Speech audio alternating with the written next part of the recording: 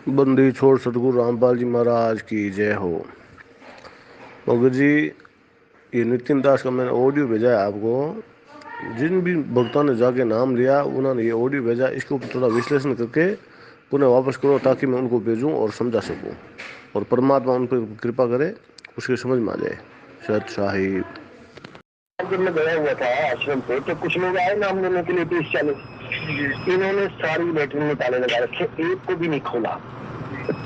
मैं गया गुरु, मैंने पहले उससे बोला शंकर दास से, मैंने कहा शंकर जी भाई ये ताले लगा रखे सारे लेटरिन बाथरूम में। तो कहते गुरु जी चाबी ले जाके, मैंने गुरु जी से बोला, मैंने कहा गुरु जी चाबी दे देना और जनरेटर चला दो पानी भरने के लिए। एकदम जैसे कुत्ते, जैसे कुत्ता नहीं खाने पड़ता है कथा कुत्ता होता है जैसे, एकदम। क्या बात है? अरे मैंने कहा क्या हो गया भाई, गलती कर दी कोई? नहीं खुलेगा बाथरूम, ऐसे बोले सबके सामने। पानी चला के रखा था, कल पूरा पानी खत्म कर दिया। हम यहाँ पानी भरने के लिए बैठे हैं, हम यहाँ लेटरिन साफ करने के लिए। अरे मैंने कहा भैया तुम आश्रम चला रहे हो, लोग तुम्हारे पास आएंगे तो गांड देने कहीं और थोड़ी नहीं जाएंगे। हद कर दी तुमने, कमाल कर दी यार। गुरुओं की क्या हो तुम, इतना दिमाग खराब हुआ मेरा, बताओ यार। मैंने कहा ये हाल है, लोगों के पैसों से तुमने मकान दुकान बनाया सारा, और तुम लोगों के लिए ताले बंद मार के बैठ गए, और तुम क्या करोगे बताओ? हद कर दी। मैंने कहा हो क्या गया इस भाई को, मतलब ऐसा दिमाग खराब मेरा कभी नहीं हुआ कसम से। गुरु हो, गुरु की तरह रहो, गुरु की भी मर्यादा होती है, लेने की भी मर्यादा होती है, ठीक है ना। गुरु का मतलब ये नहीं कि तुमने लगाम लगा दी, तुमने सबको अपने बस में कर दिया, ऐसा कुछ नहीं होता ड्रामा। यहाँ पर गुरु बदल देंगे भाई, कौन सी दुनिया में आप लोग। हद कर दी। लोगों के आश्रम में देखो कैसे लोग अपने लेटरिन की सेवा भी ले रखी है लोगों ने। बंदी छोड़ सतगुरु रामपाल जी महाराज जी की जय हो। सत्साई भगत जी। भगत जी किसको समझाएं, कितना समझाएं, कैसे समझाएं, और पिछले 4 साल से 5 साल से समझा ही तो रहे हैं। भगत जी, इंसान को केवल संकेत ही काफी होता है, और जो जानवर की श्रेणी में होता है मानव शरीर प्राप्त करके, उसको समझाना बड़ा मुश्किल होता है, बड़ा दुर्लभ होता है भगत जी।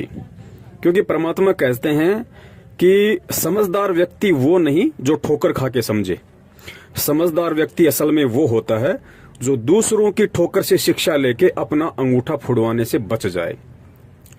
तो आप जिस काल प्रेरित रंभदूत के वंशज मदन पंथ की बात कर रहे हैं, और सबसे पहले तो मैं आपको ये बता दूं कि भगत जी ये कोई पंथ वगैरह नहीं है, ये कोई पंथ नहीं है। इसका ना कोई सिर है, ना इसका कोई पैर है, ना इनके गुरुओं का कोई सिर है, ना कोई पैर है, ना इनके ज्ञान का कोई सिर है, ना कोई पैर है। ये जब से नितिन नाम का व्यक्ति इस पंथ में एंटर हुआ है, प्रतापगढ़ बीरापुर वाले में मदन पंथ में, तो सबसे पहले तो मैं आपको ये बता दूं कि ये जो नितिन है ये पहले दूसरे पंथों में था, और ये महंत बनना चाहता था। क्योंकि ये मान बढ़ाई जो है ये छूटती नहीं है जीव से।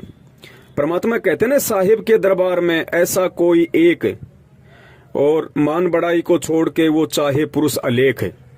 ऐसे बहुत ही दुर्लभ प्राणी होते हैं जो किसी भी संत या पंथ से जुड़कर केवल भगत बन के अपने आत्म कल्याण के लिए, भक्ति ही उनका मकसद होता है। लेकिन 90% लोग ऐसे होते हैं जो मान बढ़ाई को प्राप्त करना चाहते हैं, खुद गुरु बनने की मनसा पाले रहते हैं, और उनकी नजर यही रहती है कि मुझे लंगोटी मिल जाए, मुझे लंगोटा मिल जाए, और मैं भी अपना झोला झंडा लेके 10, 20, 50, 100 चेले बना के और अपना धंधा सेट कर लूं। तो ये जो नितिन रायजादा है, इसका भगत जी यही मूल मंत्र है। और अटपट शुरू कर दी इसने, क्योंकि इसको अच्छे से पता था, क्योंकि जितने भी संत और पंथों के संपर्क में रहा है, जैसे पहले राधा स्वामी वगैरह में भी इसको बताया जाता है, और भी दूसरे संतों के संपर्क में था, तो इतना तो जीव को ज्ञान हो ही जाता है कि भाई वर्तमान में यदि धर्म की आड़ में दुकान चलानी है तो बिना कबीर साहिब जी के नाम के दुकान नहीं चलाई जा सकती। और इसको ये अटपट करने की और ज्यादा पावर कहां से आ गई? ये आ गई परम पूज्य सतगुरु रामपाल जी महाराज जी के सत्संग सुनने से। क्योंकि यथार्थ ज्ञान है, मूल ज्ञान है, पवित्र ज्ञान है, और वर्तमान में सारी पृथ्वी पे एकमात्र कबीर साहिब जी का यथार्थ 13वां कबीर पंथ है। क्योंकि स्वयं कबीर परमात्मा ही सतगुरु रामपाल जी महाराज जी के रूप में धरती पे प्रकट हैं। अब जब वो परमात्मा स्वयं धरती पे प्रकट होगा, अपना पंथ चलाएगा, जैसा कबीर सागर में भी लिखा हुआ कि जब आवे 5500 पांचा, तब ये वचन मेरा होगा साचा। तो भगत जी, काल कोई चुपचाप थोड़ी बैठेगा। काल ने ही तो वचन लिया था कि परमात्मा आप कलयुग में जितने मर्जी जीव ले जाना। तो काल कोई चद्दर ओढ़ के तो सोने वाला नहीं है। काल को भी इस चीज का आभास है कि भाई वो संत पृथ्वी पे आ चुका है, अपना पंथ का प्रचार प्रसार करने लग गया है। तो भगत जी, ये दुनिया के जितने भी संत, पंथ, महंत, धर्मगुरु, शंकराचार्य, जितने भी लोग हैं, ये सब के सब लोग काल प्रेरित हैं। काल प्रेरणा से इनके ये अड्डे चले हुए हैं, इनके आश्रम बने हुए हैं, और खाली कुप्रचार, क्योंकि इनके ज्ञान का, चाहे कोई भी संत महंत हो, चाहे राधा स्वामी हो, चाहे मदन वाले हो, चाहे धन धन सतगुरु हो, जय गुरुदेव हो, निरंकार हो, हंसादेश वाले हो, जितने भी सिर्फ एक परम पूज्य सतगुरु रामपाल जी महाराज जी के यथार्थ 13वें कबीर पंथ को छोड़कर दुनिया में जितने भी संत और पंथ महंत हैं, उनका एक का भी ज्ञान कबीर साहिब जी के कबीर सागर से, बीजक से, शब्दावली से, या आदरणीय गरीबदास जी महाराज जी के ग्रंथ साहिब से, या नानक जी के गुरु ग्रंथ साहिब से बिल्कुल भी मैच नहीं करता, 1% भी। सिर्फ उआबाई करना इनका काम है। तो ये जो नितिन रायजादा है, जो ये लंगोटा प्राप्त करने के लिए बैराग जी से जुड़ा था, उसको अपना गुरु धारण किया, और गुरु धारण करने के बाद जब इसका इस पंथ में भी दाव नहीं लगा, जैसा कि पहले वाले पंथों ने भी इसको निकाल दिया, वहां भी इसको लगा कि भाई तेरी यहाँ पे दाल नहीं गलेगी, इन पंथों से तेरे को लंगोटा नहीं मिलने वाला है, तो इसने एक ऐसे बूढ़े और बेसहाय पंथ और व्यक्ति को चुना, जिसको आप लोग मदन पंथ कहते हैं। इसने सोचा भाई गुरु बूढ़ा हो चुका है, पंथ में कोई और ऐसा कोई अटपट करने वाला एक कबीर साहिब जी के नाम पे कोई व्यक्ति है नहीं, तो क्यों ना मैं इस पंथ में एंटर कर दूं, यहां मुझे अवश्य लोटा और लंगोटा मिल जाएगा।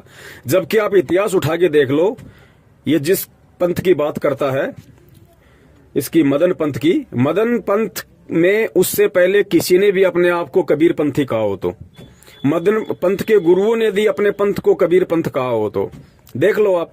वो केवल मदन जी के विचारों को लेकर चलते हैं, उनका कोई मतलब नहीं है।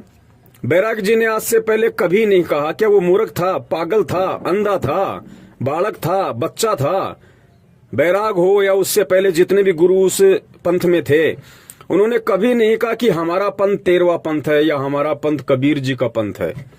ठीक है, बेचारे परंपरागत जो डफली पीटते आ रहे हैं, जितने भी संत महंत हैं, जो अपना राग अलापते आ रहे हैं, जैसे उनको गुरुवाई मिलती रहती है, एक घर का लोटा लंगोटा समझ के जिस प्रकार से वो अपना आश्रम चलाते आ रहे थे, वो इस तरीके से अपना सिस्टम उनका चलता आ रहा था।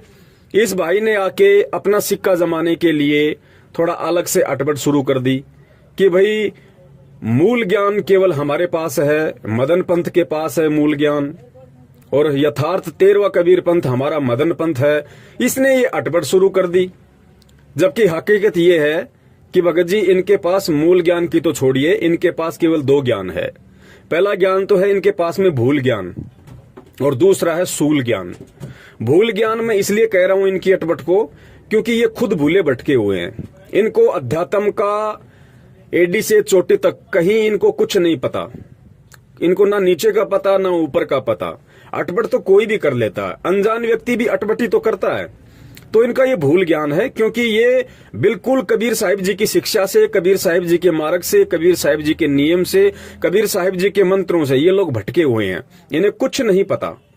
दूसरा सूल ज्ञान मैं इसलिए कहता हूं क्योंकि इनसे जो जुड़ेगा अज्ञानता में, मूर्खता में, नादानी में, उसको अंत में काल भगवान सूली पे चढ़ाएगा, नंगा करके गुदा के बल भाला चढ़ाएगा और मुंह से निकलेगा, उसको कहते हैं सूली तोड़ना।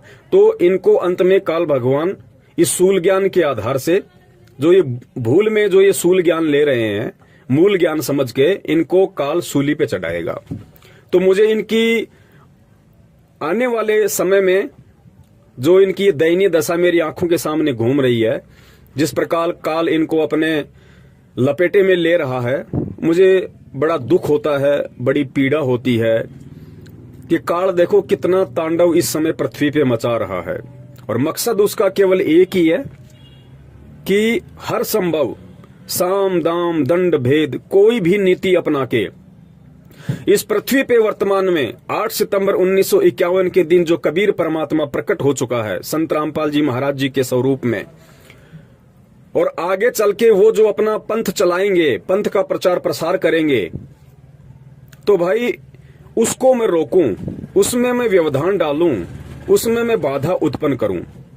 अब वैसे तो पूज्य गुरुदेव जी ने भगत जी हर एक चीज खोल खोल के बता दी है, क्योंकि आप सब जानते हैं कि हिंदू धर्म हो, चाहे मुस्लिम धर्म हो, चाहे सिख धर्म हो, चाहे जैन धर्म हो, अगर इन धर्मों से भी अगर वास्तविक भक्ति साधना को किसी ने निकाल के दिया है, पूरी दुनिया के सामने सार्वजनिक किया है, तो केवल परम पूज्य सतगुरु रामपाल जी महाराज जी ने किया है।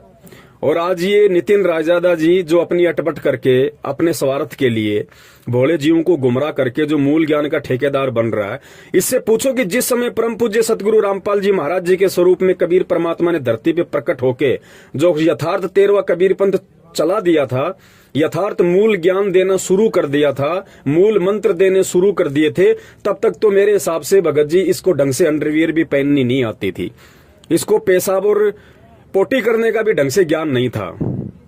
अब बाकी ठेकेदार तो कोई भी बन जाओ, आज मैं पूज्य गुरुदेव जी से जुड़ा हुआ हूं, कल को मैं भी अपने मन में उनके प्रति दोष पैदा करके, अपने मन में कोई स्वार्थ पैदा करके मैं भी भगत जी अपना अलग से पंथ लेके बैठ जाऊंगा, क्योंकि इतना ज्ञान तो मुझे भी दे दिया परमात्मा ने। आज मैं भी एक पंथ चला सकता हूं, मैं भी एक अच्छा गुरु बनके मैं लोगों को गुमराह कर सकता हूं, क्योंकि ज्ञान मेरे पास भी वही है जो ज्ञान मेरे पूज्य गुरुदेव जी ने पूरी दुनिया को दे दिया। तो अटपट करना कोई बड़ी बात नहीं है। हमारे पंथ से एक वो संजय दिल्ली वाला हिमाचल के कांगड़ा में अपना आश्रम खोल के बैठ गया, तो भगत जी ये कोई बड़ी बात थोड़ी है। ज्ञान हो जाने के उपरांत यदि जीव के संस्कार कमजोर हैं तो वो पंथ लेके बैठ सकता है, कोई बड़ी बात नहीं है। लेकिन आगे चल के उस जीव के साथ में क्या गुजरेगी, काल कैसे उसको सूली पे लटकाएगा, ये भी एक विचारणीय विषय है, ये भी हमने सोचना पड़ेगा। और मुझे तो तरस आ रहा है हमारे एक भूतपूर्व गुरु भाई भगत रामेश्वर जी जांगीड़ जोधपुर से, जो कि पेशे से डॉक्टर हैं, नशा मुक्ति केंद्र चलाते हैं, एनजीओ भी वो चलाते हैं, और काफी समय से मैं उनके संपर्क में था। लेकिन मुझे परमात्मा ने पहले ही आभास करवा दिया था, भगत जी एक परमेश्वर ने मुझे कॉमन सेंस दी हुई है। मैं व्यक्ति से 10-15 मिनट की मुलाकात में ही ये निर्णय कर लेता हूं कि ये व्यक्ति लंबी रेस का घोड़ा है कबीर परमात्मा की भक्ति का, या फिर छोटी रेस का घोड़ा है। तो मुझे रामेश्वर जी का आज से काफी वर्ष पहले ही ये आभास हो गया था कि ये लंबी रेस के घोड़े नहीं हैं, क्योंकि आदमी के विचार, उसकी सोच, उसकी विचारधारा, बोलने चालने का तरीका, गुरुजी के बताए अनुसार जो क्रिया, जो नियम है, उनमें वो कितना चल पा रहा है, कितना अपने जीवन में उतारता है, कथनी और कथनी में कितना अंतर है, ये मुझदास को अच्छे से पता था। इसीलिए मेरा उनसे कभी भी मन नहीं मिला, कभी भी मैं उनसे कोई राय मशवरा, ऐसी कोई बातचीत वगैरह नहीं हुआ करती थी। कभी कभार फोन आ गया तो बातचीत वगैरह हो जाया करती थी। तो मैं तो दुखी इस बात को लेके हूं, जब से मुझे ये पता चला है कि रामेश्वर जी ने अपने पिताजी की बरसी पे उस रंभदूत के वंशज काल प्रेरित नितिन रायजादा को बुलवा के वहां पे कोई सत्संग के नाम पे कुसंग करवाया है। और जितने भी लोग उसके संपर्क में होंगे, क्योंकि रामेश्वर जी ने परमपिता परमेश्वर जी की शरण में रह के जितने समय तक खुद भक्ति की और जितनी आत्माओं को उनसे जोड़ा, वो तो पुण्य उनके अकाउंट में है। लेकिन अब वो क्या कर रहे हैं, जितनी तेजी से उन्होंने अपने पुण्य खुद भक्ति करके और अन्य आत्माओं को परमपिता परमेश्वर सतगुरु रामपाल जी महाराज जी से जोड़ के कमाया था, जो अर्जित किया था, अब काल क्या करवा रहा। देखो, यही शिक्षा हमें गुरुदेव देते हैं कि बच्चों, जिस दिन तुम्हारा अपने गुरुजी के प्रति या इस भक्ति के प्रति अगर मन में जरा सा भी विक्षेप पैदा हो गया, मन में जरा सा भी दोष पैदा हो गया, या तुम्हारे मन में यदि ऐसा कोई कुविचार या ऐसे कोई भाव प्रकट हो गए कि मैं महंत बनूं, मैं गुरु बनूं, या ये गुरु गलत है, ज्ञान गलत है, उसी दिन काल आपको सूली पे लटका देगा और आपके उल्टे विचार, उल्टी विचारधारा, उल्टी सोच, सब कुछ ऐसी कर देगा जैसा आप पहले कभी जगत में रह के सोचा करते थे। तो जितनी तेजी से इन्होंने 5-4 साल सतगुरुदेव जी के शरण में रह के उनके चरण कमलों में बैठ के जो भक्ति अर्जित की, जो सेवा की, उससे भी ज्यादा और तेज गति से अब काल भगवान इस रंभदूत के वंशज नितिन रायजादा के माध्यम से उस आत्मा को खाली करने लग गया।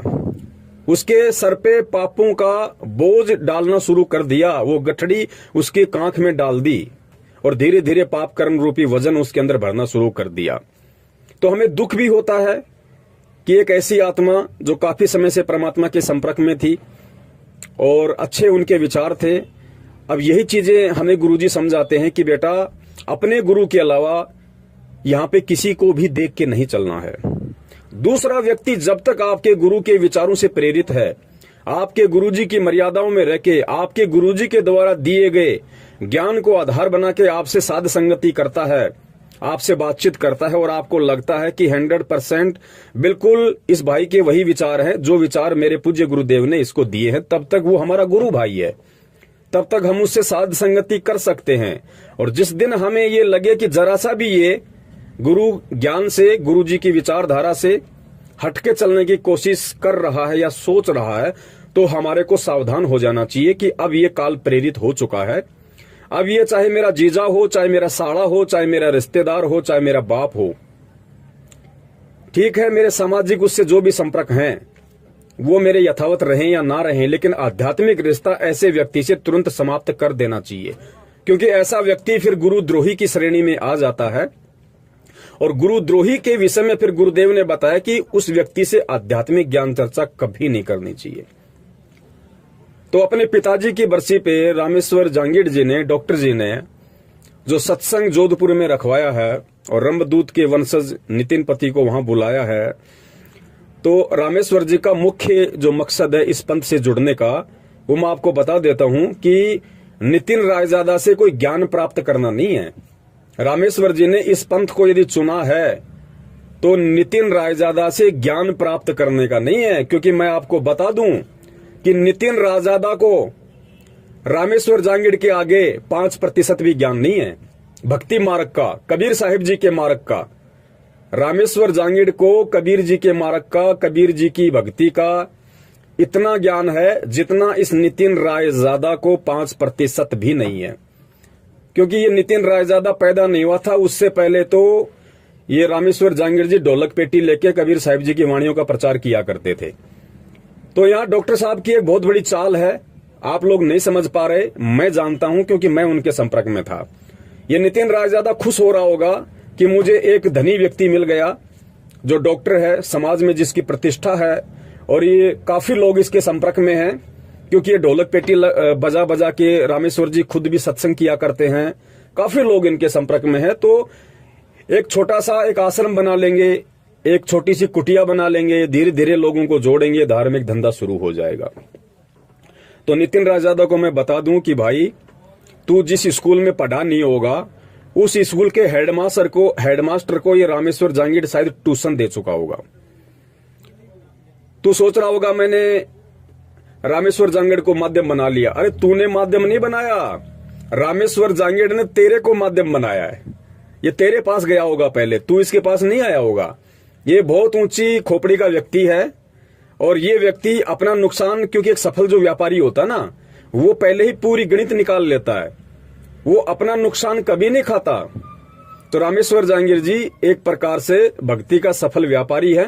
भले ही ये सतमार्ग और सतज्ञान से डिग गए, टूट गए, अलग हो गए, लेकिन ये अपना नुकसान कभी नहीं खाएगा। तो नितिन रायजादा जी, रामेश्वर जांगीड़ को आपने माध्यम नहीं बनाया, रामेश्वर जांगीड़ ने आपको माध्यम बनाया है। यानी नितिन जी ने रामेश्वर को माध्यम नहीं बनाया, रामेश्वर ने नितिन को माध्यम बनाया है। और एक बहुत बड़ी सुनियोजित ये चाल है। और आप देख लेना, बहुत ही कम समय में, हो सकता है महीने, 2 महीने, 3 महीने के अंदर अंदर, क्योंकि ये मनमुखी गुरु तो ये बनी बैठा है, कोई बड़ी बात नहीं, हिंदुस्तान है भाई। यहाँ पे आप किसी IAS अधिकारी को भी धर्म के नाम पे मूर्ख बना सकते हो, कोई बड़ी बात नहीं है। तो 100, 200, 250, 2000, 4000, 5000 व्यक्ति यदि इनके पीछे लग भी जाएंगे, तो हिंदुस्तान में ऐसा तो है नहीं कि आपको कोई आश्रम बनाने के लिए या साधु बन के प्रवचन करने के लिए कोई रजिस्ट्रेशन करवाना पड़ेगा, या किसी संस्था के मार्फत आपको सर्टिफिकेट चाहिए, आपको किसी थाने के अंदर परमिशन लेनी पड़ेगी, ऐसा तो कुछ है ही नहीं। हिंदुस्तान है, देवी देवताओं की धरती रही है, साधु महात्माओं की धरती रही है। कोई भी अपने विचार, अपने अपने जो भी उस पंथ से जुड़ा हुआ वो प्रकट कर सकता है, प्रचार प्रसार कर सकता है। ये धार्मिक सहिष्णु देश है, यहाँ पे सबको छूट है। तो उसी मकसद को लेके 2 या 3-4 महीने के अंदर अंदर ये रामेश्वर जी आपको लंगोटा पहने हुए मिल जाएंगे। आप कहने का मतलब है कि ये मनमुखी रूप से नितिन को अपना गुरु धारण करके और ये ब्रांचें खोलना शुरू कर देंगे, लेकिन ये इनकी बहुत बड़ी भूल है।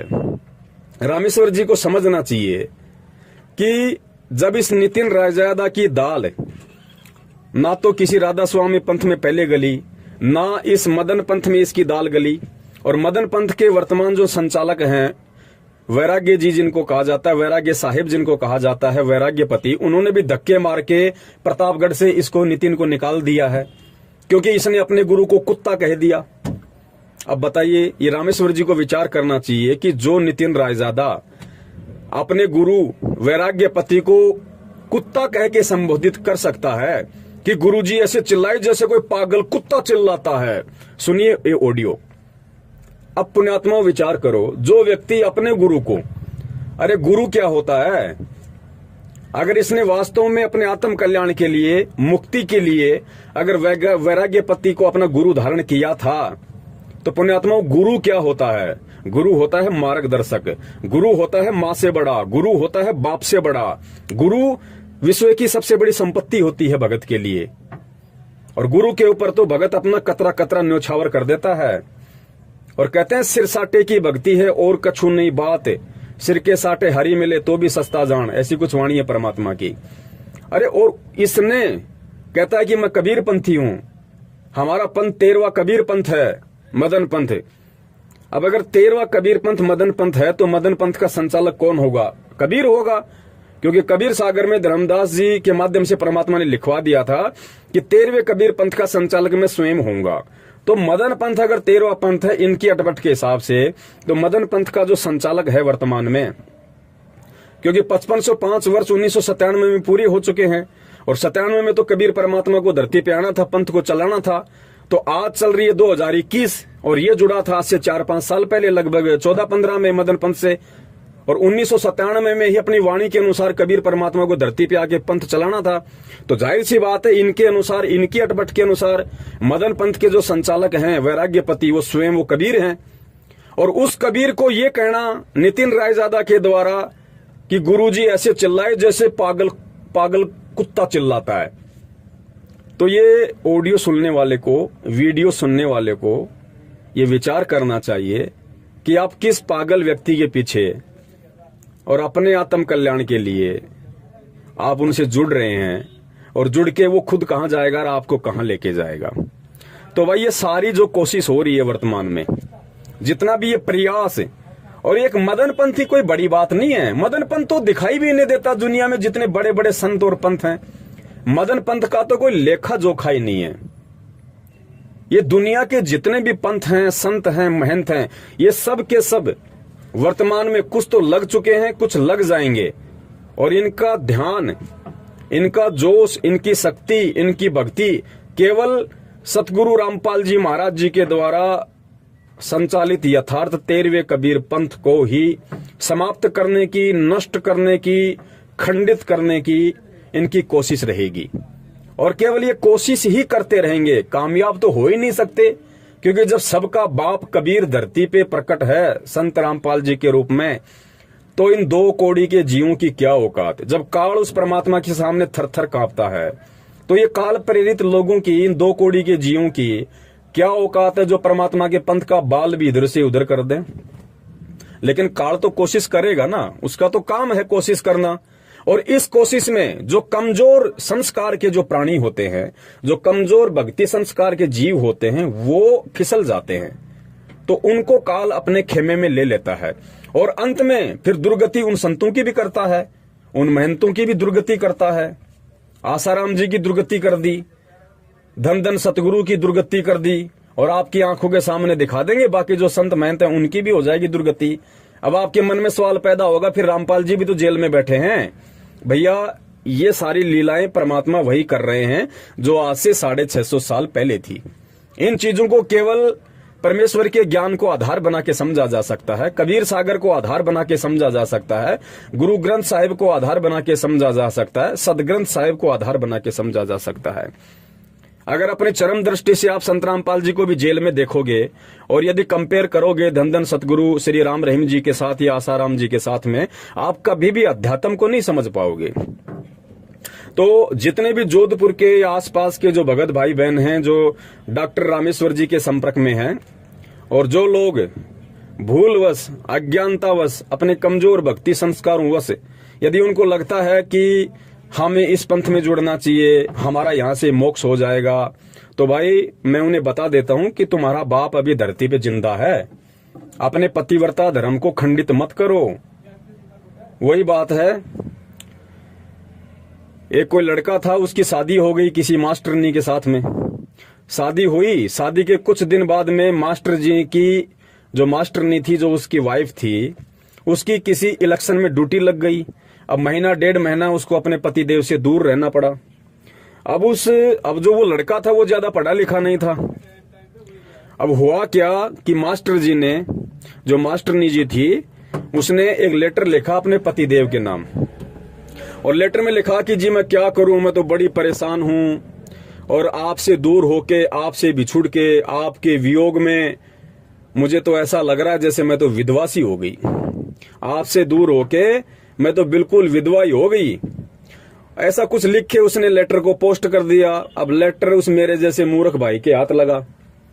भाई ने लेटर पढ़ा तो खुश हुआ कि भाई घरवाली का लेटर आया है।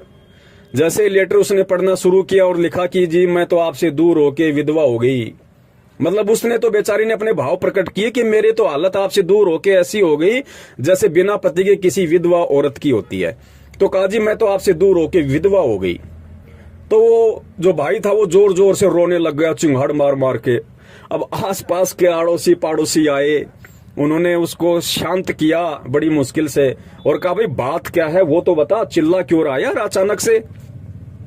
तो उसने लेटर हाथ में पकड़ के कहा कि मेरी पत्नी विधवा हो गई, मास्टरनी तो विधवा हो गई। तो लोगों ने कहा रे नालायक, तेरे को किसने कह दिया मास्टरनी विधवा हो गई? अभी तो तू जिंदा है ना। अरे जब तक तू जिंदा है तो मास्टरनी विधवा कहां से हो जाएगी नालायक? तो बोला इस लेटर में लिखा हुआ है। तो गांव वालों ने लेटर को पढ़ा, सोचा समझा, बोला रे नालायक, इस लेटर में उसके लिखने के भाव क्या है उनको समझ। तो भाई ये हालत जितने भी जोधपुर के आसपास के हमारे जो भगत भाई बहन हैं, जो पहले संत रामपाल जी महाराज जी से जुड़े हुए थे या वर्तमान में जुड़े हुए हैं, और जो व्यक्ति ये जो मूल ज्ञान का ठेकेदार जो बना हुआ है, मदनपन से धक्के खा के बाहर निकला हुआ, अपने गुरु को कुत्ता कह के उस पन से निष्कासित किया हुआ व्यक्ति नितिन रायजादा, और इसकी जो ये चिट्ठी लोग जो ये पढ़ रहे हैं जिसमें अटबट लिखी हुई है, भाई इस चिट्ठी को पढ़ के थोड़ा सा विवेक लगाओ। खाली किसी की मीठी मीठी वाणियों को या किसी की अटबट को सीधा स्वीकार मत करो। परमेश्वर ने आपको इंसान बनाया है, मालिक ने आपको बुद्धि दी है, आपको सद्बुद्धि दी है। अरे वो जो बातें बोल रहा है गीता जी के अध्यायों को लेके या अन्य किसी भी तरह की अटपट जो कर रहा है, उसकी छोटी सी ऑडियो मुझे किसी भगत भाई ने भेजी है 15 मिनट की, जोधपुर के, उसने जो भी मतलब कुसंग किया है। अब मैं उसका विस्तार से खुलासा करूंगा, तो आप लोग विचार करना। आपको परमात्मा ने मानव शरीर दिया, भाई विचार करो, शब्दों पे ध्यान दो, वाणियों पे ध्यान दो। हालांकि इसकी इस अटपट का खुलासा करके मैं अपना समय ही बर्बाद करने वाला हूं, मैं अपनी समाज से ही बर्बाद करने वाला हूं, क्योंकि पिछले 3 साल पहले मैंने इस व्यक्ति के पूरी अटपट के ऊपर, इसके पूरे जो भी ये लोगों को झांसा देता है मूल ज्ञान के नाम पे, कबीर जी के ज्ञान के नाम पे, मैं कम से कम 20 से 25 वीडियो 2-2 घंटे के बना चुका हूं। अच्छे से इनका पर्दाफाश हो चुका है, कुछ भी लेना देना नहीं है इनके पास में, और ये केवल अपना आध्यात्मिक सिट्टा सेकने की कोशिश में है कि क्या करें। घर से निकल चुके हैं, काम धंधा कोई है नहीं, मेहनत इनसे की नहीं जाती, हराम के खाने की आदत पड़ गई, अब करें क्या, धंधा और कोई रहा नहीं, तो कबीर जी की पूंछ पकड़ लो, जितने फंस जाएं उतने अपने, बस ये इनकी कोशिश है। काल इनके साथ है, काल का पंजा इनके सिर पे है। तो मेरे कहने का मतलब ये है कि भाई विचार करना, मानव बुद्धि प्राप्त है तुम्हें, आध्यात्मिक मार्ग होता है पतिव्रता मार्ग। अगर गुरु बनाओ तो सोच समझ के बनाओ। गुरु 50 नहीं बनाए जाते। वो दत्तात्रेय जी जैसा समय नहीं है अब। अरे उस समय तो परमात्मा की हम पहचान नहीं कर सकते थे। उस समय हमारे पास में कोई सदग्रंथों का ज्ञान नहीं था, कोई सदग्रंथों को समझाने वाला नहीं था, धरती पे कोई तत्वदर्शी संत नहीं था। संत था तो हमारे इतने भक्ति संस्कार मजबूत नहीं थे जो हम उनकी पहचान कर सकें। आज तो सब कुछ है भाई। आज धरती पे सारे शास्त्र हैं। सभी शास्त्रों का अनुवाद हर भाषा में किया हुआ है। उन शास्त्रों में, गीता जी में तत्वदर्शी संत की पहचान लिखी हुई है भाई। परमात्मा स्वयं धरती पे प्रकट है, तत्वदर्शी संत के रूप में प्रकट है।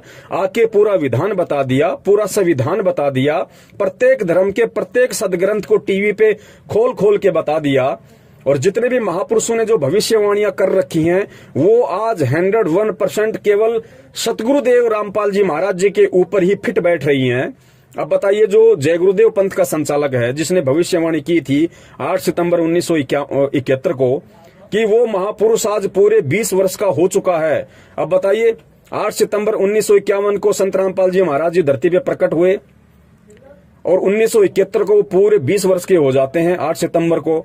है कोई दुनिया में ऐसा कोई व्यक्ति, है कोई दुनिया में ऐसा कोई संत, है कोई ऐसा महंत, है कोई ऐसा शंकराचार्य जो आध्यात्मिक मार्ग में जो गुरु बना हो, जो आध्यात्मिक मार्ग में हो, जो जय गुरुदेव जी की भविष्यवाणी पे खरे सोने की तरह उतरता हो? ये बता दीजिए। इसका तो जन्म भी नहीं हुआ था जो आज अपने आप को मूल ज्ञान का ठेकेदार समझ रहा है। कबीर साहिब जी की वाणियों को तोड़ मरोड़ करके मालिक कहते ना कि बीजक की बाता कहें बीजक नाही हाथ, और पृथ्वी डोबोवन उतरे, ये कर कर मीठी बात। इसका तो उस समय जन्म भी नहीं हुआ था। ये तो अपनी माँ के पेट में भी नहीं पड़ा था उस समय, जिस समय वो परमात्मा धरती पे प्रकट हो चुका था, जिसके विषय में जय गुरुदेव पंथ के संचालक ने भविष्यवाणी कर डाली थी कि आज वो महापुरुष पूरे 20 वर्ष का हो चुका है। और अगर उसका एड्रेस बता दूं दुनिया पीछे पड़ जाएगी। उस समय तो ये अपनी माँ के पेट में भी नहीं पड़ा था। तो भाई विचार करो भक्तों। और काल यही तो करेगा इस समय। और क्या करेगा काल? और क्या करेगा इस समय? काल अटपट करेगा, काल तुम्हें तोड़ने की कोशिश करेगा, काल तुम्हें इस भक्ति मार्ग से, इस गुरु से छिन्न भिन्न करने की कोशिश करेगा, तुम्हारे अंदर ना चाहते हुए ऐसी ऐसी शंकाएं पैदा कर देगा। अरे गुरुजी ने क्या कहा कि बेटो, अगर अपन सदग्रंथों के अंदर अगर अपन गहराई में घुस जाएंगे तो कुछ हाथ नहीं लगेगा। अरे इतना बड़ा जंगल है, लाखों एकड़ में जंगल फैला होता है, और तुम्हारे पेट में दर्द है, और किसी वैद्य ने यदि जंगल में जाके, जो जड़ी बूटियों का जानकार है, उसने 5-10 जड़ी बूटियों को तोड़ के, उनके पत्तों को पीस के, कूट के, उनकी दवाई बना के तुम्हारे को दे दी, तो तुम्हें तो तुम्हारे रोग निवारण से मतलब है ना। अब जंगल में जाके घुस के तुम क्या प्राप्त कर लोगे? तुम क्या प्राप्त करना चाहोगे? तो हमने उस वैद्य के ऊपर विश्वास करना चाहिए, और फिर ये विश्वास करना चाहिए कि इस वैद्य ने जंगल से जो जड़ी बूटियां लाके हमें दी है, मैंने खाई है, और मुझे उस जड़ी बूटी से मुझे राहत मिली है। पुण्यात्माओं, सबसे बड़ी राहत कोई शारीरिक राहत नहीं होती। सबसे बड़ी राहत कोई पैसे मिल जाना, गुरु प्राप्त करके, गुरु की शरण लेके, वो राहत नहीं होती। वो तो ऑटोमेटिक मिलेगा, एक समय के उपरांत आपको ऑटोमेटिक मिलेगा। आध्यात्मिक मार्ग में सबसे बड़ी यदि कोई राहत है, सबसे बड़ी यदि कोई शांति है, तो आत्मिक शांति है, मानसिक शांति है। और वो शांति केवल सतगुरु के ज्ञान से मिल सकती है, कबीर जी के यथार्थ ज्ञान से मिल सकती है। और वो शांति को वही व्यक्ति प्राप्त करेगा, क्योंकि बहुत सारे व्यक्ति कह देंगे कि भैया हम भी संत रामपाल जी से जुड़े हुए थे, यदि उनके पास में वास्तविक यथार्थ ज्ञान है तो हमें शांति क्यों नहीं मिली? तो ये आत्मिक शांति, ये मानसिक शांति भी उसी आत्मा को मिलेगी जिस आत्मा का भक्ति संस्कार मजबूत है। क्योंकि आप सभी जानते हैं, हॉस्पिटल में बहुत सारे मरीज होते हैं। एक मरीज ऐसा होता है जिसको नॉर्मल खांसी जुकाम होती है, वो मरीज 1 दिन में या 2 दिन में ही ठीक होके हॉस्पिटल से रिलीज होता। एक मरीज ऐसा है जिसको एड्स है, जिसको कैंसर है, जिसको मलेरिया हो रखा है, या अन्य कोई भयंकर रोग है, तो भाई वो 2 या 3 दिन में हॉस्पिटल से रिलीज होके नहीं आ सकता। उसको तो बरसों भी लग जाएं, महीनों भी लग जाएं। तो आध्यात्मिक ज्ञान को समझने के लिए हमने इन उदाहरणों पे विश्वास करना पड़ेगा, क्योंकि परमात्मा यहां आके हमें यहां के ही उदाहरण देके समझाएगा। हमें सतलोक के उदाहरण देगा तो क्या हम खाक समझेंगे? हम क्या समझेंगे? हम तो भूल चुके उस लोक को, उस लोक की गतिविधियों को हम भूल चुके, उस लोक के सुख को हम भूल चुके। तो वो परमात्मा आके हमें याद दिलाएगा, हमें यहाँ के उदाहरण से हमें याद दिलाएगा, तभी तो वहां जाने की हमारी इच्छा बनेगी। और भक्ति का विधान केवल शास्त्र होते हैं। जो भी जिस भी पवित्र जो धर्म है, जिसके धर्म ग्रंथ हैं, शास्त्र है, वो भक्ति का सबसे बड़ा विधान होता है। और आज हिंदुस्तान में क्या, इस पूरी पृथ्वी पे ऐसा कोई संत नहीं है, परम पूज्य सतगुरु रामपाल जी महाराज जी के अलावा, जिन्होंने सभी धर्म ग्रंथों के मुख्य शास्त्र तो छोड़िए, उस धर्म ग्रंथ के जितने भी ऋषि, महर्षि, पीर, पैगंबर, कुतुब, ओलिया, संत, महंत, शंकराचार्य, सिद्ध पुरुष, तांत्रिक, मांत्रिक, जितने भी लोग हैं, उन सब की पुस्तकों को खोल के दिखा दिया, उन सब के द्वारा रचित ग्रंथों को खोल के दिखा दिया, और जो मुख्य धर्म के जो मेन ग्रंथ हैं, परमेश्वर ने आज उनको खोल के दिखा दिया। अरे मेरे भोले भाइयों, और बाकी क्या रह गया? अब भी अगर तुम परमात्मा को नहीं पहचान सकते तो तुम तो भरे भटकते रहोगे। आज तुम किसी मदन पंथ में जाओगे, वहां भी तुम्हें शांति नहीं मिल रही, वहां तो शांति का नाम है ही नहीं। अटपट करके कब तक वो तुम्हें अपने पंथ से लगाए रखेगा? डॉक्टर जब तक आपके रोग को पकड़ के, आपकी नब्ज को देख के, रोग को पकड़ के, जब तक उस रोग निवारण की दवा आपको नहीं देगा, इंजेक्शन नहीं लगाएगा, और दवा भी बिल्कुल जब तक सही नहीं होगी, तब तक आपका रोग निवारण नहीं हो सकता। डॉक्टर खाली आपको कुर्सी पे बैठा के आमने सामने आपको सांत्वना देता रहे, बेटा कोई बात नहीं, ठीक हो जाएगा। अरे कोई बात नहीं, टेंशन क्यों करता है? अपनी आत्मा में सोच, आत्मा ही सब कुछ है। अरे तेरे को सब कुछ ज्ञान है, ये शरीर क्या है? कुछ नहीं है, तेरी आत्मा है, वो ना बीमार होती है, ना आत्मा को इंजेक्शन लगता है, ना आत्मा मरती है। तू कहीं का है? ना कोई डॉक्टर होता है, कोई गुरु की जरूरत नहीं है, बस आत्मा ही सब कुछ है, आत्मा ही अपने आप चली जाएगी। अरे तू क्यों घबराता है? तेरे को डॉक्टर की क्या जरूरत है? आत्मा तो बीमार नहीं होती, तू काहे का इंजेक्शन लगवा रहा है? भगत जी, उस व्यक्ति को रोग निवारण नहीं हो सकता। जब तक वो आपकी अटपट सुनेगा, वो बेचारी भोली आत्मा तब तक तो अपने आप को चुप करके बैठी रहेगी।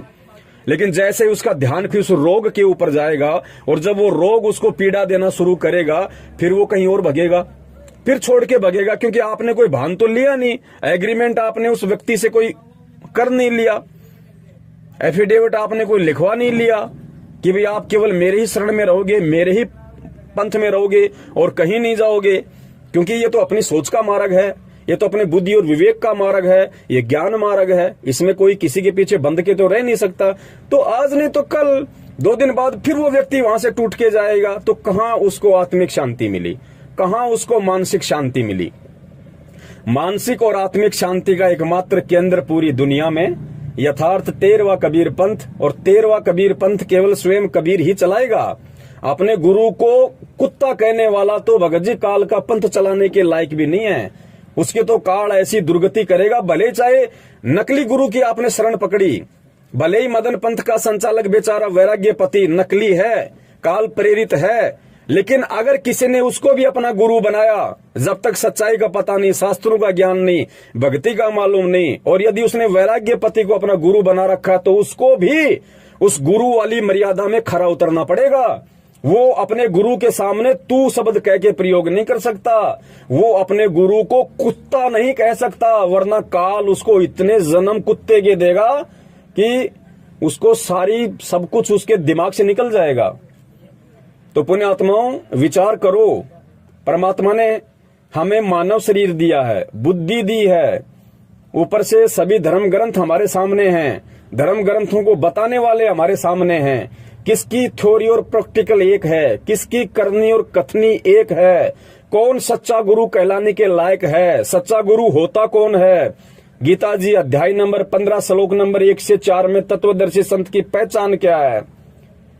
जिस समय इसको ढंग से अंडरवियर पहननी नहीं आती थी, इस मूल ज्ञान के ठेकेदार काल प्रेरित रंभदूत के वंशज मदन पंथी को, जो अपने गुरु को कुत्ता कह के मदन पंथ से निष्कासित हो चुका है, आज जगह जगह जाके अपने गुरु की पंथ की बुराई कर रहा है। जिस समय उसको अंडरवियर तक पहननी नहीं आती थी, पोटी घर में करते हैं, घर से बाहर करते हैं, जिसको इतना ज्ञान नहीं था, पुण्यात्माओं, वो क्या तो तुम्हारा आत्म कल्याण करेगा, और कहां तुम किसके पीछे तुम फंस रहे हो, ये विवेक, ये बुद्धि लगा के ये तुमने स्वयं ने सोचना पड़ेगा। मैं केवल आप लोगों को जागरूक कर सकता हूं, आप लोगों को सच्चाई के मार्ग पे चलने के लिए प्रेरित कर सकता हूं। मैं आप लोगों को अपने भक्ति अनुभव आधार से, जो मैंने मेरे पूज्य गुरुदेव जी से प्राप्त किया है, उस आधार से प्रेम पूर्वक मैं आपको संदेशा दे सकता हूं कि भाई आप अभी अंधे हो, सामने जंगल है और आप इधर मत जाओ, आगे बहुत भयंकर जानवर हैं, तुम्हारा विनाश हो जाएगा। फिर भी अगर कोई नहीं मानता है तो ये अध्यात्म है, अध्यात्म जबरदस्ती का मार्ग नहीं है। ठीक है, फिर जैसी तुम्हारी इच्छा वहां तुम जाओ, वहां तुम भक्ति साधना करो, लेकिन कल को फिर वो परमात्मा को दोष मत देना। जब धर्मराज के दरबार में नंगे खड़े होंगे और वहां पे जब कोड़े पड़ेंगे ना, तब ये मत कहना कि भगवान हमें किसी ने बताया नहीं, हमें मालूम ही नहीं था कि पृथ्वी पे कौन तत्वदर्शी संत आया हुआ है, तत्वदर्शी संत की पहचान क्या है। परमात्मा हम तो पहचान ही नहीं पाए क्योंकि कोई बताने वाला नहीं था। तो भाई ये ऑडियो और आज से पहले आपको गुरुजी के विषय में जितने भी लोगों ने बताया और गुरुजी ने आपको जितना ज्ञान दिया, वो सारी वहां पे पूरी की पूरी फिल्म चल जाएगी। बोलने के लायक नहीं रहेंगे सिवाय गद्दे, कुत्ते, सुअर, गंदे नाले के कीड़े के जन्म प्राप्त करने के। तो इसकी जो 15 मिनट की एक छोटी सी ऑडियो है, मैं इस पे क्या बखान करूं, मैं क्या वर्णन करूं, क्योंकि टोटली उआबाई है, मन गढ़ंत बातें हैं, कोरा पाखंड है। इसके ऊपर मैं अगर विचार भी करूं तो मेरा समय ही बर्बाद होगा, मेरी श्वासें ही बर्बाद होंगी। तो बहुत सारी बातें हैं, अब आप लोग स्वयं विचार कर लेना। मुझे जो कहना था मैंने कह दिया है, बाकी आप आत्माओं के स्वयं के ऊपर है। ये आपका स्वयं का डिसीजन होगा, आपके स्वयं का निर्णय होगा। संत की पहचान सत्संगों से करो, ज्ञान से करो। इसने तो ठीक वैसे कर दिया, इसने कुछ ज्ञान तो राधा स्वामी पंथ से ले लिया, कुछ ज्ञान इसने स्वयं सदग्रंथों को लाके खुद उनका अध्ययन करके अपने हिसाब से अर्थों का अनर्थ करके मतलब निकाल लिया, कुछ इसने थोड़ा बहुत यथार्थ ज्ञान परम पूज्य सतगुरु रामपाल जी महाराज जी के सत्संग सुन के ले लिया, और आज ये ब्रह्मा जी बन बैठा। ब्रह्मा जी को क्या था, ब्रह्मा जी ने क्या किया कि ब्रह्मा जी को वेद दिए। ब्रह्मा जी को वेद तो मिले बाद में, यथार्थ ज्ञान तो मिला बाद में। उससे पहले काल ने आकाशवाणी कर दी कि तप करो, तप करो। ब्रह्मा जी ने तप करना शुरू कर दिया, तप करना शुरू किया। हजारों साल उसने तप किया। तप करके जो भी उसने अनुभव प्राप्त किया, और उसके बाद में फिर समुद्र मंथन के माध्यम से उसको वेद प्राप्त हुए। फिर ब्रह्मा जी ने वेद पढ़े। अब उसके बाद फिर ब्रह्मा जी ने आगे उपदेश देना शुरू कर दिया, ज्ञान बांटना शुरू कर दिया अपने वंशजों को, मनु जैसों को और इनको। तो ब्रह्मा जी ने फिर क्या किया, कुछ तो अपना अनुभव जो काल प्रेरणा से वो तप करने लग गया था, जो उसको कुछ सिद्धियां, कुछ ज्ञान हुआ, कुछ फिर बाद में उसको वेद मिले तो परमात्मा का थोड़ा बहुत कुछ अच्छा ज्ञान, तो उसकी सबकी खिचड़ी बना के फिर उसने आगे ब्राह्मणों को उपदेश देना शुरू कर दिया, जो आज तक हम सबके लिए गले की घंटी बनी हुई है। तो भाई ये तो ब्रह्मा जी वाली उस रीति पे चल रहा है, क्योंकि ब्रह्मा जी भी काल का पुत्र, काल प्रेरित, और ये भी भाई काल का पुत्र नितिन रायजादा, ये भी काल प्रेरित। तो वो लोग तो वही काम करेंगे ना जो काम इनके पूर्वज करते आ रहे हैं, जो इनकी पुश्तें करते आ रही है। अब समझना तो भाई तत्वदर्शी संत के शरण में आके, उसके सत्संग सुन के और परमेश्वर से सद्बुद्धि की भीख मांग के कि परमेश्वर हमें आपके वचन समझ में आए, हम आपके इशारों को समझ पाए, हम आपके सत्संगों के मर्म को समझ पाए, उस हिसाब से निष्कर्ष तो आपने स्वयं निकालना पड़ेगा। इतना तो आपने खुद ही करना पड़ेगा। क्यों करना पड़ेगा? उसके लिए आपको परमात्मा ने मानव जन्म दिया है, आपको परमात्मा ने सद्बुद्धि दी है, ऊपर से परमात्मा ने सभी शास्त्रों को इतना सरल भाषाओं में लिपिबद्ध करवा दिया, और सबसे अहम बात, स्वयं वो परमात्मा एक तत्वदर्शी संत की भूमिका में सतगुरु रामपाल जी महाराज जी के स्वरूप में आके उन सभी शास्त्रों का यथार्थ सरलीकरण और यथार्थ अनुवाद कर करके लाखों की संख्या में सत्संग कर चुके हैं। ज्ञान गंगा, भक्ति से भगवान तक, कबीर सागर का सरलार्थ, बहुत सारी पुस्तकें परमात्मा ने अपने कर कमलों से रच दी हैं। तो अब भी अगर आप हलवे में और गोबर में अंतर नहीं कर पाओगे, और गोबर का रंग देख के कि भाई हरा हरा, चिकना चिकना, कहीं ये तो हलवा नहीं है, अगर आप गोबर खाना चाहोगे तो फिर ये आपकी अपनी मूर्खता होगी। बाकी हलवे का स्वाद और हलवे की खुशबू तो गोबर से लाखों गुना ऊपर होती है भैया, ध्यान रखना। तो मैं उसकी अटपट पे ज्यादा नहीं जाऊंगा, क्योंकि उसके पास ना कोई ज्ञान है, ना कोई आधार है, ना कोई तत्व ज्ञान की तो बात ही छोड़ दीजिए, वो तो उसके बाप दादाओं को भी नहीं हो सकता। बाकी जो जोधपुर के आसपास की आत्माएं हैं, जो भ्रमित होने की कोशिश में हैं या जिनको भ्रमित करने की कोशिश की जाएगी, और जोधपुर वाले रामेश्वर जी के लिए भी मैं कह देता हूं कि देखिए, जब तक आपका और हमारा रिश्ता था तब तक था, क्योंकि जब तक हम गुरु भाई थे, एक गुरु के ज्ञान से जुड़े हुए थे, तब तक हमारा रिश्ता था। उसके बाद चाहे आपकी हमारी कितनी अच्छी कोई रिश्तेदारी क्यों ना हो, यदि गुरु ज्ञान से आप डिग चुके हैं, अलग हो चुके हैं, तो आज से आपका और हमारा आध्यात्मिक दृष्टि से कोई रिश्ता शेष नहीं है। भले आप कितने ही अच्छे हो और मैं कितना ही आपसे नजदीक था, कितना ही नहीं था। आपने रंभदूत के वंशज मदन पंथ वालों से दीक्षा ले ली है। जिस भी मकसद से आपने ली हो वो आपकी सोच है। उस पंथ का प्रचार और प्रसार यदि आप उस पंथ की मर्यादाओं में रह के, उस पंथ का जो ज्ञान है उसी ज्ञान को आधार बना के यदि आप करते हैं तो आप अपनी जगह ठीक हैं। लेकिन जिस दिन आपने सतगुरु रामपाल जी महाराज जी के तत्व ज्ञान को या उनकी आड़ लेके और उनके भक्तों को अटपट करना शुरू कर दिया, और जिस दिन आपका कोई भी वीडियो या आपका कोई भी कुसंग, आप चाहे लोटा लेने से पहले शुरू करो या लंगोटा लेने के बाद शुरू करो, जिस दिन दास की आंखों के सामने आ गया, उसी दिन से आपके खिलाफ भी वही अभियान शुरू हो जाएगा। जो अभियान शुरू करके हम सत्सेवकों ने इस रंभदूत के वंशज मदन पंथ को ना घर का छोड़ा, ना घाट का छोड़ा, धोबी के कुत्ते वाली हमने इनकी हालत वीडियो बना बना के संगत को जागरूक कर करके हमने कर डाली है। वही हालत हमने काल एजेंट सतलोक आश्रम मैनेजमेंट हरियाणा की कर डाली है। मेरे परम पूज्य गुरुदेव जी का जो कलयुगी परिवार है, जो उनको समझ नहीं पाया, उनके जो बेटा बेटी हैं, उनकी हालत हमने धोबी के कुत्ते वाली कर दी है। सतगुरु के आशीर्वाद से उनको ज्ञान को आधार बना के वही हालत धोबी के कुत्ते वाली भाई फिर आप लोगों की शुरू हो जाएगी। उसके बाद आप चाहे अपने आप में कितने ही बड़े व्यक्ति हों, कोई भी आपके जज संपर्क में हो, कोई भी आपके वकील संपर्क में हो, कोई भी IAS अधिकारी आपके संपर्क में हो, वो अपनी जगह, हम अपनी जगह, क्योंकि हमने गुरुदेव को सिर सौंप दिया है। और जिसने सिर सौंप दिया, राजस्थान में कहावत है ना, जिसने उखड़ में मुंह दे दिया फिर वो मुसड़ की चोट से डरता नहीं है। तो भाई फिर आप लोगों का उसी स्तर पे विरोध शुरू होगा, उसी स्तर पे आप लोगों के पाखंड को खोला जाएगा। क्योंकि रामेश्वर जी की कई वर्षों पुरानी ऑडियो जो उन्होंने महेंद्र जी से बात की हुई है, मेरे से बातचीत की हुई है, अन्य संतों और पंथों के प्रति जो उनके विचार थे, और इस यथार्थ 13वें कबीर पंथ सतगुरु रामपाल जी महाराज जी के प्रति जो उनके विचार थे, और इस ज्ञान को लेके जो वो अन्य संतों महंतों की तुलना किया करते थे, वो सारी ऑडियो दास के पास में गूगल पेन ड्राइव में बिल्कुल सेफ है। दास उन सबको फिर ओपन करेगा। उसके बाद में ना आपकी कोई समाज में इज्जत रहेगी, ना आपकी आपके रिश्तेदारों में कोई इज्जत रहेगी। ये आपने अपना निर्णय करना है।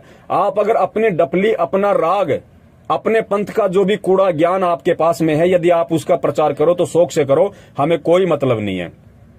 लेकिन हमारे गुरुदेव की आड़ में और हमारे गुरुदेव के द्वारा दिए गए सतज्ञान की आड़ में यदि आपने किसी भी प्रकार की अटपट शुरू की, तो भाई फिर इधर से तुम लोगों की अटपट के खिलाफ जोर शोर से अभियान शुरू हो जाएगा।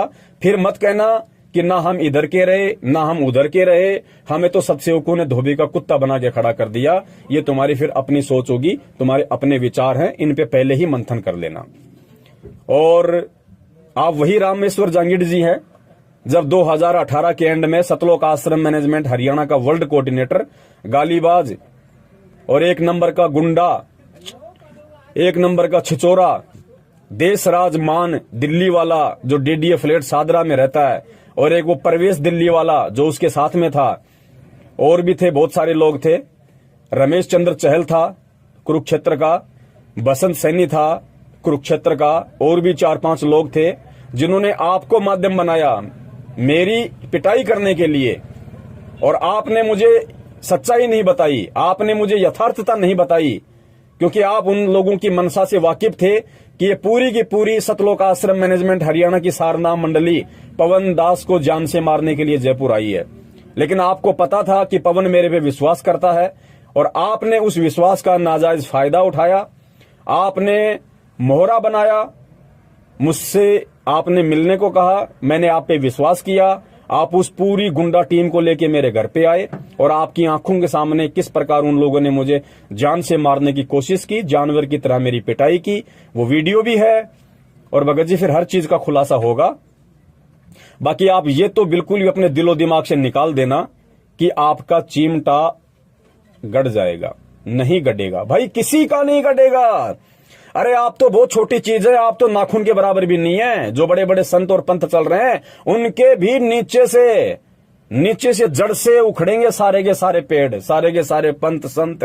जगह नहीं मिलेगी हिंदुस्तान में मुंह छुपाने की, या तो विदेश में जाके अपना मुंह काला करेंगे, या इस यथार्थ 13वें कबीर पंथ के संचालक सतगुरु रामपाल जी महाराज जी की शरण में उनको आना पड़ेगा।